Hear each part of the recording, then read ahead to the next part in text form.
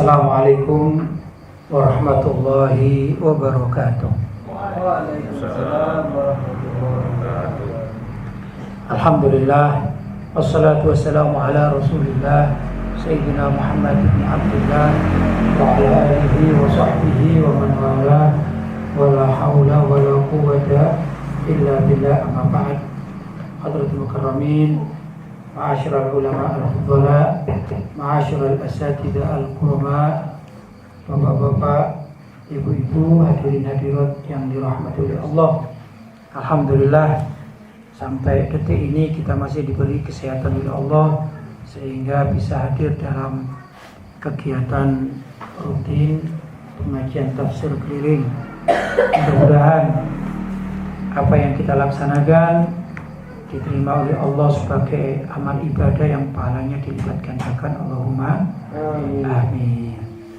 Bapak-bapak dan ibu-ibu yang dimuliakan oleh Allah, pada pelajaran hari ini yaitu kita membaca surat An-Najm mulai dari ayat 19, bahwa ayat-ayat sebelumnya pada pertemuan terdahulu menyangkut sedikit terkait dengan peristiwa Isra dan Mi'raj Nabi kita Muhammad sallallahu alaihi wasallam, dan terkait juga masalah keadaan surga, keadaan neraka dan lain sebagainya, atau terkait masalah akhirat. Kemudian ayat yang kita baca itu terkait dengan kehidupan masyarakat kaum kafir atau kaum Quraisy, musyrikin Quraisy, kaum musyrikin Quraisy, yaitu orang-orang Quraisy yang hidup di kota Makkah saat itu. Tatkala Nabi Muhammad SAW mengajarkan Islam, tapi kebanyakan mereka menolak dan mereka tetap menyembah Tuhannya masing-masing. Ini yang kita pelajari. Sebelum saya lanjutkan tentang bacaan ayat-ayat Al-Quran, yang nanti kita baca juga terjemahannya dan tafsirannya, maka ingin saya terangkan bahwa kondisi kota Makkah saat itu di sekeliling Ka'bah itu banyak sekali terdapat patung-patung. Jadi Ka'bah sendiri adalah pusat ibadah sejak zaman Nabi Ibrahim dan Nabi Ismail. Kemudian umat-umat berikutnya masih tetap menjadikan Ka'bah sebagai sentral dari kegiatan ibadah mereka. Hanya saja mereka tidak murni, atau setelah turun-temurun dari zamannya Nabi Ibrahim dan Nabi Ismail, turun-temurunnya ini pada akhirnya melenceng lagi, tidak lagi menyembah Allah SWT, tapi mereka menyembah Tuhan-Tuhan mereka yang mereka bikin sendiri dari batu-batuan, dari kayu-kayu, dan mereka memberikan nama sendiri, kemudian diletakkan di sekitar Ka'bah. Hanya saja kehebatan Ka'bah, sekalipun ya, orang-orang itu sudah tidak murni menyembah Allah, alias menjadi orang-orang musyrik, penyekutu Allah, tapi mereka masih tetap menjadikan Ka'bah sebagai sentral kegiatan keagamaan mereka. Ini kan aneh ya. Dan mereka mengetahui bahwasanya Ka'bah itu adalah milik Allah Subhanahu wa taala, Baitullah. Hanya saja mereka berasumsi atau berpikir, karena dalam pandangan mereka, dalam pandangan orang-orang kafir ya, itu mereka ingin menyembah sesuatu yang tampak, yang kelihatan. Sedangkan Allah SWT dalam pandangan mereka kan tidak tampak. Maka mereka membuat Tuhan-Tuhan yang dianggap sebagai wakilnya Allah di muka bumi, kemudian disembah. Itulah namanya kaum musyrikin ya. Mereka kaum musyrikin. Kalau ditanya siapa Tuhan yang menciptakan engkau atau kalian, maka mereka mengatakan alladzi fis sama, kata mereka, yaitu yang di langit. Kalimat di langit itu dulu keyakinan Tuhan di langit itu adalah keyakinan orang-orang kafir Quraisy zaman tersebut. Ya. Kemudian kalau tanya, lantas siapa yang kau sembah? Alladzi fil ard, yang kami sembah yang ada di bumi katanya. Jadi yang menciptakan adalah Tuhan di langit, sedangkan yang disembah adalah Tuhan yang ada di bumi. Itu keyakinan orang-orang kafir Quraisy. Ya. Baik. Termasuk juga nanti ada terkait dalam ayat-ayat yang akan kita baca, bahwasanya zaman tersebut orang kafir Quraisy itu kalau mempunyai anak wanita, adatnya mereka merasa malu. Sedangkan kalau mempunyai anak laki-laki, mereka bangga. Mereka umumkan kemana-mana. Ya, kalau punya anak laki-laki. Tapi kalau punya anak perempuan, bahkan di kalangan mereka itu ada yang sangat malu dan takut menjadi aib keluarga. Maka dari sekian banyak anak-anak perempuan yang lahir zaman itu, ada yang dibunuh oleh mereka. Ya, berbeda dengan zamannya Nabi Musa alaihissalam yang pemerintahan dikuasai oleh Fir'aun. Kalau ada bayi laki-laki, maka dikejar-kejar dan dibunuh oleh pasukannya Fir'aun. Sedangkan kalau bayi itu perempuan, menjadi aman. Berbeda dengan keadaan orang-orang kafir Quraisy, kalau lahir bayi laki-laki, ya, itu menjadi kebanggaan. Sedangkan kalau lahir bayi itu perempuan, dianggap aib keluarga, sebagian mereka dibunuh. Begitu, ya. Berbeda dengan zamannya Nabi Musa alaihis salam. Kemudian mereka meyakini bahwasanya anak perempuan itu adalah sesuatu yang aib dalam keluarga. Kenapa? Ya mohon maaf, di zaman tersebut yang namanya wanita itu tidak dihormati. Wanita itu dianggap makhluk yang hina. Apalagi kalau wanita atau seorang wanita itu dalam keadaan haid udzur, maka dikucilkan. Dianggap badannya najis dan tidak boleh dekat dengan komunitas masyarakat pada umumnya. Bisa dikatakan mereka mempunyai, ya kalau di wilayah-wilayah Indonesia itu seperti beberapa rumah itu di belakangnya atau di halamannya paling belakang kan ada kandang kambing, kandang sapi, kandang ayam, kan begitu ya. Maka mereka juga mempunyai rumah-rumah yang tertutup, dipergunakan kalau ada keluarga mereka dalam keadaan haid, maka ditaruh di tempat tertutup tersebut. Begitu cara mereka memperlakukan wanita. Berbeda dengan ajaran agama Islam. Maka para wanita yang haid pun tetap dihormati, ya dah. Hanya beberapa masalah yang tidak boleh, antara lain yaitu tidak boleh membaca Al-Quran, tidak boleh memegang Al-Quran, kan begitu ya. Tidak boleh i'tikaf di masjid dan lain sebagainya. Tapi dalam kesehariannya masih tetap berinteraksi, berkumpul dengan keluarganya, bahkan juga boleh keluar rumah, kan begitu ya. Boleh berbelanja kalau ditemani oleh saudara mahramnya, kan tidak apa-apa, kan begitu ya. Ini ajaran Islam, lebih menghormati kaum wanita. Bahkan orang laki-laki di ajaran agama Islam ini harus taat kepada kaum wanita, ya dah. Taat kepada siapa? Taat kepada ibu, kan begitu ya. Jadi utamanya yang harus ditaati adalah kaum wanita, maksudnya adalah ibu-ibu dari kaum muslimin. Ya, ini luar biasa. Islam di dalam memposisikan wanita ini luar biasa. Tapi orang-orang kafir Quraisy berbeda. Ya, mereka memposisikan wanita ini dalam titik nadir, dalam titik yang paling hina, dan tidak menghormati kaum atau kalangan wanita. Baik, saya bacakan ayat ke-19 surat An-Najm. Bismillahirrahmanirrahim. Afara'aitumul Lata wal Uzza wa manatal tsalitsatal ukhra afara'aitumul Lata wal Uzza. Maka apakah patut kamu hai orang-orang kafir Quraisy, kaum musyrikin, menganggap Al-Lata wal Uzza dan Manah yang ketiga, yang paling terkemudian, sebagai anak-anak perempuan Allah. Jadi kalimat asli Al-Lata mereka mengadopsi, mengambil dari kalimat atau lafzul jalalah Allah. Ya.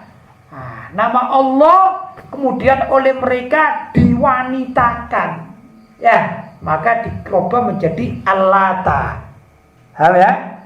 Jadi dianggap wanita. Bahkan dikatakan ini Al-Lata ini adalah anak perempuan Allah. Itu menurut orang-orang kafir Quraisy. Al-Uzza itu juga nama-nama perempuan. Kalau laki-lakinya Al-Aziz. Kalau nama laki-laki Al-Aziz, Abdul Aziz misalnya. Ya dah. Al-Aziz itu adalah nama Allah Subhanahu wa taala. Tapi lafadznya mudzakkar alias laki-laki, maka diwanitakan, ya, disebut Al-Uzza. Paham? Jadi akhirnya Al-Lata itu nama perempuan, Al-Uzza juga nama perempuan. Al-Manat juga diadopsi dari kalimat Al-Mannan. Al-Mannan yaitu salah satu ismun min asma'illah, ya, min asma'ul husna, kan gitu, termasuk asma'ul husna, maka diwanitakan menjadi Al-Manatu. Ya, lah ini dimaksudkan adalah anak-anak perempuan Allah. Ya, bahkan setelah itu disembah menjadi Tuhan-Tuhan wanita. Sekarang kan tidak adil itu orang-orang kafir Quraisy. Kalau kepada perempuan mereka hina-hina, ya, mereka malu mempunyai anak perempuan dan mereka bangga kalau mempunyai anak laki-laki. Nah, kepada Allah mereka menisbatkan Allah punya anak perempuan. Berarti kan Allah itu tidak terhormat karena punya anak perempuan dalam persepsi atau dalam pemikiran mereka. Mereka juga mengatakan Allah punya anak perempuan lain namanya Al-Uzza. Allah punya anak perempuan lain yang namanya Al-Manat. Lah, anak perempuan dinisbatkan kepada Allah, tapi kalau dinisbatkan kepada mereka sendiri, pilih anak laki namanya tidak adil. Ya dah. Walaupun kita sudah jelas mengingkari kalau ada orang mengatakan Allah punya anak, Allah punya ibu, Allah punya istri dan lain sebagainya, sudah jelas lam yalid walam yulad walam yakul lahu kufuwan ahad. Ya dah, itu keyakinan kita. Allah tidak dilahirkan, ya dah. Allah tidak melahirkan, Allah tidak mempunyai istri, Allah tidak dan lain sebagainya. Bahwasanya Allahu ahad, Allah itu maha esa. Itu keyakinan umat Islam. Cuman ayat ini untuk menjatuhkan atau menangkis pemahaman orang-orang kafir Quraisy bahwa kata mereka Allah itu punya anak perempuan, kemudian menjadi Tuhan, disembah, maka dikatakan kamu ini aneh. Kalau untuk dirimu sendiri kamu malu punya anak perempuan, punya keluarga perempuan malu. Tapi kalau kepada Tuhanmu justru kamu katakan Tuhanmu itu mempunyai anak perempuan. Ini kan penghinaan kepada Allah. Allah itu maksudnya. Alakumudz dzakaru walahul untha, apakah patut untuk kamu anak laki-laki dan untuk Allah anak perempuan? Ini yang saya terangkan.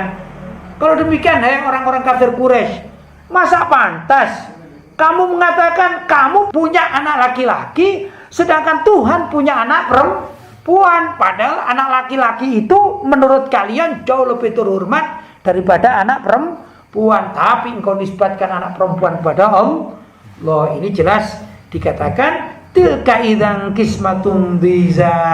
Maka yang demikian ini tentulah suatu pembagian yang tidak adil, suatu pembagian yang durhaka kepada Allah Subhanahu wa taala. Ya dah. Jadi Tuhannya dijelek-jelekan, dirinya dibaik-baikkan, itu maksudnya. in hiya illa asma'un sammaitumuha antum wa aba'ukum. Itu tidak lain hanyalah nama-nama yang kalian dan bapak-bapak kalian sendiri mengada-ngadakan. Itu enggak ada sebenarnya, hanya karangan-karangan kalian sendiri saja memberi nama Al-Lata, Al-Uzza, Al-Manat dan lain sebagainya. Ma anzalallahu biha min sultan. Allah tidak menurunkan suatu keterangan pun untuk menyembah mereka, ya. Maksudnya Allah SWT tidak ada menerangkan kepada umat Islam dan juga kepada umat manusia yang mengatakan bahwa Allah itu mempunyai anak yang namanya Al-Lata wal Uzza wal Manat yang harus disembah. Sama sekali Allah tidak pernah menurunkan perintah semacam itu kepada para nabi-nabi terdahulu dan juga otomatis kepada Nabi Muhammad sallallahu alaihi wasallam. Iyattabi'una illa dhann wa ma tahwal anfus wa laqad ja'ahum mir rabbihimul huda. Mereka tidak lain hanyalah mengikuti sangkaan-sangkaan, dugaan-dugaan saja. Dan apa yang diingini oleh hawa nafsu mereka. Dan sesungguhnya telah datang petunjuk kepada mereka dari Tuhan mereka. Ya, maksudnya begini. Mereka mengatakan ada Tuhan atau anak Tuhan yang namanya Al-Lata, Al-Uzza, Wal Manat. Itu kan dugaan-dugaan semata, bukan hakikatan. Ya, bukan asli. Ya. Tidak sesungguhnya. Ya, cuman mereka membuat patung-patung kemudian diberi nama, dikatakan oh ini wakil Tuhan. Ya, oh ini wakil Tuhan yang ada di mana? Di muka bumi. Ini yang patut disembah biar Allah senang kalau wakilnya disembah. Ini buat-buatan saja, bikin-bikinan saja. Sama sekarang juga banyak yang demikian, bikin-bikinan. Ya dah, sesuatu kemudian disembah, dikatakan wah ini mempunyai kekuatan magic. Wah ini mempunyai kekuatan yang luar biasa. Ini pasti kekuatan dari Allah. Padahal adalah karangan mereka sendiri, ya dah, yang tidak ada kaitannya dengan syariat. Kan demikian. Nah, ini yang tidak boleh, ya. Kenapa? Hal-hal demikian itu sebenarnya hanyalah mengikuti hawa nafsu saja. Hawa nafsu itu ada pada diri mereka, ada beberapa kemungkinan. Pertama, karena yang memiliki hawa nafsu itu adalah orang awam alias kalangan orang-orang bodoh, tidak mengerti agama. Ya, tidak mau belajar agama sehingga menyangka ada sesuatu.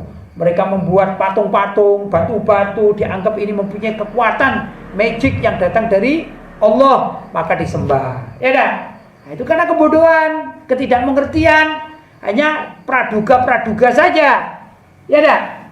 Nah, itu pertama. Yang kedua, ya karena mereka ini sombong, tidak mau diberi tahu oleh ajaran agama yang benar, maka ditolak. Ajaran agama yang benar ditolak karena kesombongan. Ya dah.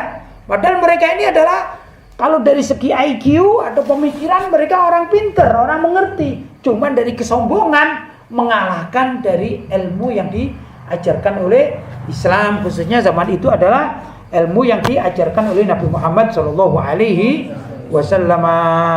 Kenapa? Walaqad ja'ahum bir rabbihimul huda, karena sesungguhnya telah datang pada mereka keterangan-keterangan agama yang dibawa oleh Nabi Muhammad sallallahu alaihi wasallam. Hanya mereka tidak mau tahu. Ya dah. Nah, pertama kesombongan, contoh kesombongan. Contoh saja Abu Lahab. Abu Lahab itu pamannya Nabi.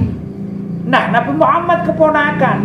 Karena keponakan menyampaikan kebenaran kepada paman, maka sang paman merasa ditelikung atau dihinakan. Kok bisa ponakanku menasihati aku, itu gimana? Nah, ini namanya kesombongan. Ya dah. Bukan karena bodoh, mungkin karena pandai. Bahkan bila perlu seorang yang tingkatannya kalau di Indonesia semacam profesor, ya, tapi karena diberitahu oleh yang lebih muda, kebetulan di sini adalah keponakannya, yaitu Nabi Muhammad Shallallahu Alaihi Wasallam. Maka tingkat pendidikan yang tinggi justru menolak kebenaran. Semacam itu terjadi. Ya dah. Amlil insani ma tamanna, atau apakah manusia akan mendapat segala yang dicita-citakan? Falillahil akhiratu wal ula. Tidak. Maka hanya bagi Allah kehidupan akhirat dan kehidupan dunia. Maksudnya demikian. Ini adalah celaan bagi orang-orang kafir Quraisy dan pengikut orang-orang kafir Quraisy yang menjadikan sekutu-sekutu bagi Allah Subhanahu wa taala. Ya dah. Mereka diberitahu, apakah kalian menyembah Tuhan-Tuhan selain Allah itu tiada lain hanyalah sesuai yang kalian harapkan, seperti cita-cita kalian saja itu, keinginan-keinginan kalian saja, ya dah. Padahal semua itu tidak akan membawa kebaikan, karena kebaikan yang hakiki akan diberikan oleh Allah Subhanahu wa taala kepada orang-orang yang beriman, ya dah. Nah, di sini bapak-bapak dan ibu-ibu pertanda bahwa kita sebagai umat Nabi Muhammad SAW tidak boleh mendahulukan keinginan-keinginan pribadi bila mana berkaitan atau berseberangan atau terkait dengan urusan agama. Ya dah, begitu. Jadi kita dahulukan urusan agama, sedangkan urusan pribadi harus kita kesampingkan. Ya, kalau ada sesuatu yang terkait berseberangan dengan agama. Agama mengatakan misalnya, atau syariat mengatakan misalnya ini, hai kalian sholat menghadaplah kepada kiblat. Sedangkan nafsu kita sudah terlanjur senang kepada suatu tempat, ya, karena satu tempat itu diyakini ada hal-hal yang aneh, bernilai apa namanya magic gitu ya misalnya. Maka kita meninggalkan beribadah atau sholat menghadap kiblat, sedangkan kita wah, saya akan beribadah menghadap ke arah, kalau di Indonesia ke arah selatan, ke arah utara, ke arah timur, yang tidak menghadap kiblat. Ini namanya mendahulukan nafsu pribadi, ya dah, daripada mengamalkan syariat Allah. Padahal yang benar itu kita wajib mendahulukan perintah Allah daripada urusan pribadi, termasuk keinginan-keinginan tadi. Ya, bapak-bapak dan ibu-ibu yang dirahmati oleh Allah SWT. Mudah-mudahan apa yang saya sampaikan ada manfaatnya. Mudah-mudahan kita bisa membentuk diri kita untuk lebih cinta dan taat kepada Allah SWT, kepada syariat Islam, ya dah. Kepada hal-hal yang dilarang kita akan menjauh. Ini terjadi ini dalam apa? Dalam masalah senang dan tidak senang. Contoh misalnya, contoh ini. Lalu di dalam Al-Quran yang lebih mudah yang terjadi di Indonesia ini. Di dalam Al-Quran itu ada larangan. Seseorang memilih orang atau pemimpin kafir itu kan dilarang. Ya dah? Haram kan? Tidak boleh. Tapi suatu saat ternyata ada seorang orang kafir berebut kedudukan dengan orang muslim. Masalahnya si muslim itu orangnya miskin, ya dah? Ya cuman dia senang ibadah gitu saja. Si kafir ini uangnya banyak dan lumayan dermawan ini. Dermawan bagi-bagi duit. Ya dah? Nah, kalau kita sebenarnya ingin selamat akhiratnya, maka pilihlah pemimpin yang muslim walaupun itu tidak enak untuk dunia kita. Ya dah? Tapi kalau sudah demikian, yang muslim tidak bawa amplop, ya, sedangkan yang kafir bawa segebok uang dana. Maka gimana biasanya masyarakat Islam yang terjadi? Lebih mendahulukan pemimpin kafir yang bawa uang, ya, daripada melihat pemimpin muslim yang tidak punya duit. Ini yang terjadi. Ya, ini berarti orang yang masih mendahulukan nafsu pribadi daripada mengikuti syariat agamanya Allah Subhanahu wa taala. Yang demikian perlu diingatkan. Akhirat bukan milik orang kafir. Akhirat bukan milik kalian. Akhirat adalah milik Allah Subhanahu wa taala. Ya dah? Benar kamu memilih kayaknya tidak ada terkait dengan akhirat, tapi Allah sudah larang. Jangan sampai memilih pemimpin kafir. Kamu langgar, ya sudah, kamu tidak akan ditolong oleh Allah di akhirat dimasukkan surganya, tapi kamu akan dimasukkan neraka bersama orang-orang yang engkau senangi dan pemimpin-pemimpin kafir yang engkau pilih. Itu nanti yang akan ditemui tatkala menghadap kepada Allah Subhanahu wa taala. Mudah-mudahan kita dan keluarga kita diselamatkan oleh Allah Subhanahu wa taala dari hal-hal yang dilarang oleh Allah Subhanahu wa taala, dilarang oleh syariat, dilarang oleh agama. Mudah-mudahan kita bisa menjauhinya. Allahumma amin. Mungkin itu yang dapat saya sampaikan sedikit ini. Semoga bermanfaat bagi kehidupan kita fid dini wad dunya wal akhirah. Hadza ma aqulu lakum wal afu minkum. Wassalamualaikum warahmatullahi wabarakatuh. Waalaikumsalam warahmatullahi wabarakatuh.